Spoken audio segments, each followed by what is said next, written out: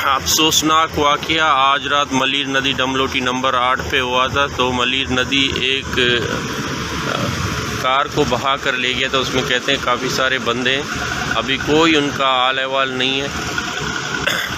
आप देख सकते हैं इंतज़ामिया भी यहाँ पे खड़ा है, ईदी के रज़ाकार हैं।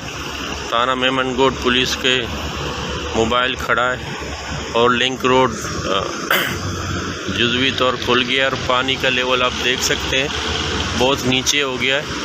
कल जो शदीद बारिशें हुई थी उसका मरकज़ बैरिया टाउन, लंगेची, गडाब ये, और पीछे इतना बारिशें नहीं। अगर मलीर नदी देखा जाए डमलोटी 8 नंबर पे तो नॉर्मल की सतह पे था, लिंक रोड से ऊपर बह रहा था, लेकिन इतना पानी नहीं था। डमलोटी से आगे बाकी काफ़ी सारे नदी मलीर नदी में कनेक्ट होते हैं, उनकी वजह से आगे प्रेशर दबाव बहुत था। डमलोटी 3 से आगे, मेमनगोट से आगे, लेकिन मलीर नदी डमलोटी में नॉर्मल पानी था।